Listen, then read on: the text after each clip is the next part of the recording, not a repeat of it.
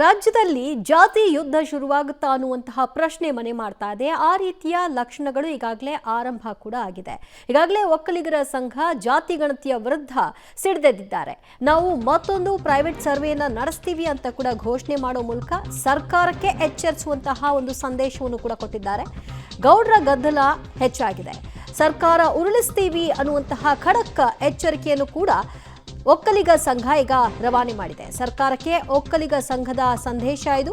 ಗೌಡರನ್ನ ಎದುರು ಹಾಕೊಂಡ್ರೆ ಸರ್ಕಾರ ನಡೆಸಲಿಕ್ಕಾಗಲ್ಲ, ಸರ್ಕಾರ ಉರುಳುತ್ತೆ ಅನ್ನುವಂತಹ ವಾರ್ನಿಂಗ್ ಅನ್ನ ಕೊಟ್ಟಿದ್ದಾರೆ. ಒಕ್ಕಲಿಗರಿಂದ ಸಿಎಂಗೆ ಡೈರೆಕ್ಟ್ ಆಗಿ ಎಚ್ಚರಿಕೆಯನ್ನ ಕೊಡಲಾಗ್ತಾ ಇದೆ.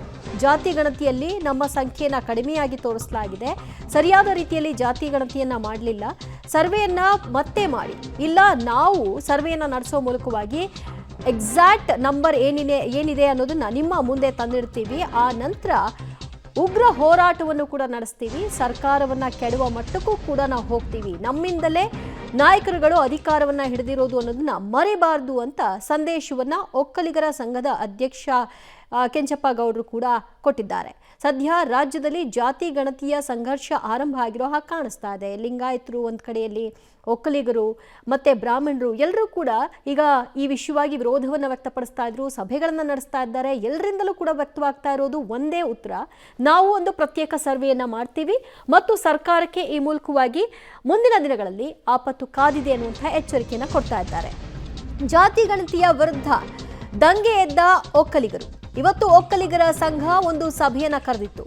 ನಾಳೆ ಮತ್ತು ನಾಡಿದ್ದು ಶ್ರೀಗಳ ನೇತೃತ್ವದಲ್ಲಿ ಸಭೆಯನ್ನ ಹಮ್ಮಿಕೊಳ್ಳಲಿಕ್ಕೆ ತೀರ್ಮಾನಿಸಿದ್ದಾರೆ.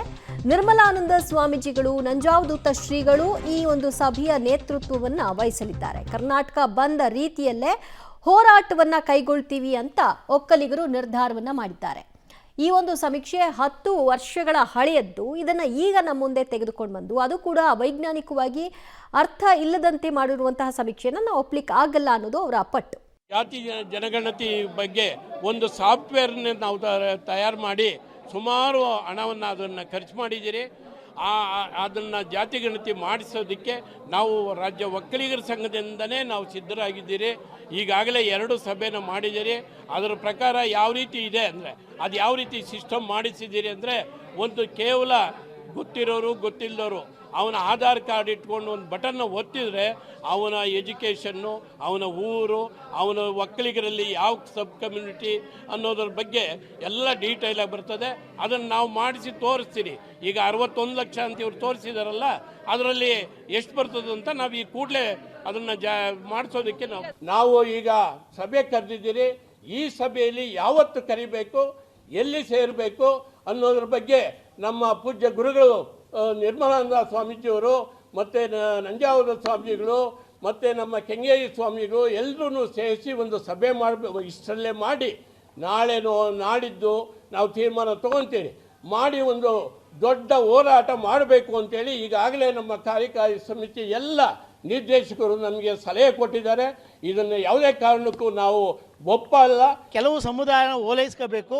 ಅದಕ್ಕೋಸ್ಕರ ಏನು ಪ್ರಬಲವಾದಂಥ ಒಕ್ಕಲಿಗ ಸಮುದಾಯ ಮತ್ತು ಲಿಂಗಾಯತ ಸಮುದಾಯಗಳನ್ನ ತುಳಿಬೇಕು, ಬೇರೆ ಸಮುದಾಯಗಳನ್ನ ಒಗ್ಗೂಡಿಸ್ಕೋಬೇಕು, ನಾನು ಮುಖ್ಯಮಂತ್ರಿ ಮುಂದುವರಿಬೇಕು ಅನ್ನೋದು ಅಜೆಂಡಾ ಇದೆ. ಭವಿಷ್ಯ ಏನಾದರೂ ಕನ್ಸ್ಕೊಂಡ್ರೆ ಸಿದ್ದರಾಮಯ್ಯನವರು ಒಕ್ಕಲಿಗ ಜನಾಂಗದ ಎಲ್ಲ ಶಾಸಕರುಗಳು, ಲಿಂಗಾಯತ ಸಮಾಜ ಎಲ್ಲ ಶಾಸಕರು ಒಗ್ಗಟ್ಟಾಗಿ ಈ ಸರ್ಕಾರ ಕಿತ್ತು ಹೋಗಿದ್ದಾರೆ. ನೀವು ರಾಜ್ಯ ಒಕ್ಕಲಿಗ ಸಂಘ ಈ ಸರ್ಕಾರಗಳನ್ನ ಏನಾದ್ರೂ ಈ ವರದಿನ ಜಾರಿಗೊಳಿಸಿದ್ರೆ ಈ ಸರ್ಕಾರಗಳನ್ನ ಕಿತ್ತಾಕೋವರೆಗೆ ನಮ್ಮ ಹೋರಾಟ ನಿಲ್ಲಿಸೋದಿಲ್ಲ. ಆ ಕೆಲಸ ಮಾಡೇ ಮಾಡ್ತೀವಿ ನಾವು.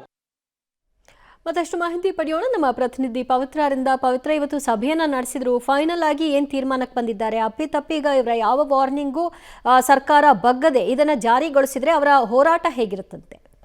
ಈಗಾಗಲೇ ನಾಳೆ ಅಥವಾ ನಾಡಿದ್ದು ಶ್ರೀಗಳ ನೇತೃತ್ವದಲ್ಲಿ, ನಿರ್ಮಲಾನಂದ ಶ್ರೀಗಳು ಹಾಗೂ ನಂಜಾವಧೂತ ಸ್ವಾಮೀಜಿಗಳ ನೇತೃತ್ವದಲ್ಲಿ ಒಕ್ಕಲಿಗ ಸಂಘ ಸಭೆಯನ್ನು ನಡೆಸ್ತಾರೆ.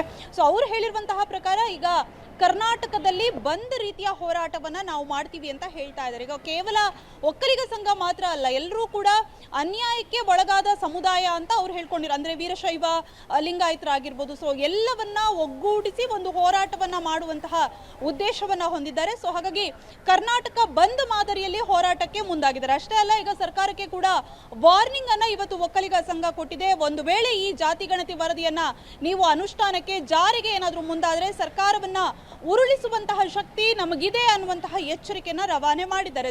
ಜೊತೆಗೆ ಸಮುದಾಯದ ನಾಯಕರುಗಳಿಗೂ ಕೂಡ ಒಂದು ಎಚ್ಚರಿಕೆಯನ್ನ ಕೊಟ್ಟಿದ್ದಾರೆ. ನೀವು ಈ ಸಂದರ್ಭದಲ್ಲಿ ಸಂಘದ ಜೊತೆ, ಜನಾಂಗದ ಜೊತೆ ನಿಲ್ಲಬೇಕು. ನಿಮ್ಮ ಅಧಿಕಾರದ ವಿಚಾರ ಅದು ಪ್ರತ್ಯೇಕವಾಗಿರಲಿ. ನೀವು ಜನಾಂಗದ ಜೊತೆ ನಿಲ್ಲದೇ ಇದ್ರೆ ಬೇರೆ ಸಂದೇಶ ರವಾನೆಯಾಗುತ್ತೆ. ಹಾಗಾಗಿ ಈ ಸಂದರ್ಭದಲ್ಲಿ ನಮ್ಮ ಜೊತೆಯೇ ಹೋರಾಟಕ್ಕೆ ಕೈ ಜೋಡಿಸಬೇಕು, ಪಕ್ಷಾತೀತವಾಗಿ ಮುಂದೆ ಬರಬೇಕು ಅನ್ನುವಂತಹ ಕರೆಯನ್ನ ಕೂಡ ಕೊಟ್ಟಿದ್ದಾರೆ. ಹಾಗಾಗಿ ಒಕ್ಕಲಿಗ ಸಂಘದವರು ಬೇರೆ ಬೇರೆ ಸಂಘಟನೆಯವರ ಜೊತೆಗೆ ಒಂದು ದೊಡ್ಡ ಮಟ್ಟದ ಹೋರಾಟಕ್ಕೂ ಕೂಡ ತಯಾರಾಗ್ತಾ ಇದ್ದಾರೆ. ಬಹುಶಃ ವಿಶೇಷವಾಗಿರುವಂತಹ ಕ್ಯಾಬಿನೆಟ್ ನಡೆದ ಬಳಿಕ ತಮ್ಮ ಹೋರಾಟದ ರೂಪುರೇಷೆಯನ್ನ ಪ್ರತ್ಯೇಕವಾಗಿ ಹೇಳ್ತಾರೆ. ಥ್ಯಾಂಕ್ ಯು ಪವಿತ್ರ, ನಿಮ್ಮೆಲ್ಲ ಮಾಹಿತಿಗೆ.